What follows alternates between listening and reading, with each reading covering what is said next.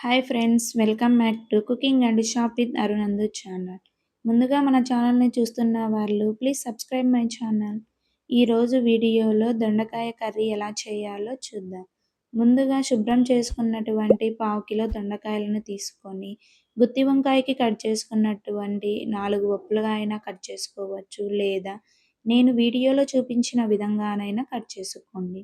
అన్నీ ఇలా కట్ చేసుకొని పక్కన పెట్టుకొని ముందుగా ఒక కడాయి తీసుకొని అందులో వేరుశనగ పప్పు అంటే పల్లీలను వేసుకొని లో ఫ్లేమ్‌లో వీటినన్నిటిని వేయించుకోవాలి. అలాగే ఇవి వేగిన తర్వాత 2 ఇలాచీ, 2 లవంగ, చిన్న ముక్క దాల్చిన చెక్కను కూడా వేసుకొని వీటినన్నింటిని లో ఫ్లేమ్‌లోనే వేయించుకోవాలి. తర్వాత 2 స్పూన్ల తెల్ల నువ్వులు, 2 స్పూన్ల ఎండు కొబ్బరిని కూడా వేసుకోవాలి. మీరు ఎండు కొబ్బరి ప్లేస్‌లో పచ్చి కొబ్బరి ఉంటే పచ్చి కొబ్బరి అయినా వేసుకోండి. చాలా టేస్టీగా ఉంటుంది. నా దగ్గర లేదు కాబట్టి నేను ఎండు కొబ్బరి వేసుకుంటున్నాను. వీటినన్నింటినీ వేగాక ఒక ప్లేట్‌లోకి తీసుకొని చల్లార్చుకొని పక్కన పెట్టుకోవాలి.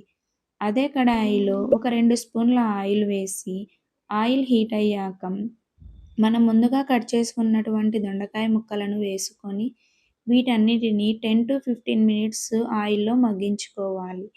ఇవి మగ్గేలోపు మనము ముందుగా వేయించుకున్నటువంటి పప్పులనన్నిటిని మిక్సీలో పట్టుకొని, చింతపండును కూడా నానబెట్టుకొని అందులో వేసి పేస్ట్ చేసుకొని పక్కన పెట్టుకోవాలి. ఆలోపు దొండకాయ ముక్కలన్నీ మగ్గిపోతాయి. ఇలా వీడియోలో చూపించిన విధంగా ఎర్రగా ఈ దొండకాయ ముక్కలు వేయించుకోవాలి. ఇవి తీసి పక్కన పెట్టుకోవాలి.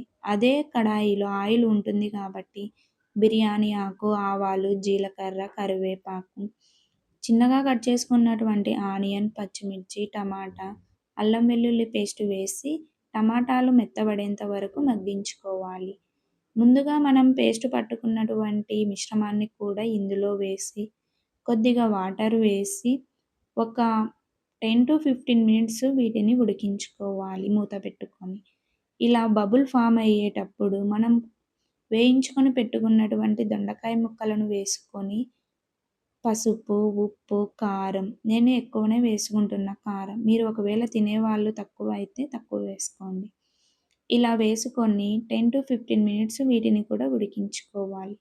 లాస్ట్‌లో ఇలా కొత్తిమీర వేసుకొని సర్వ్ చేసుకుంటే ఎంతో రుచికరమైన దొండకాయ కర్రీ రెడీ అవుతుంది. రోటీ, చపాతీ, అన్నం వేటిలోకైనా బాగుంటుంది. Okay. Bye friends. Thank you.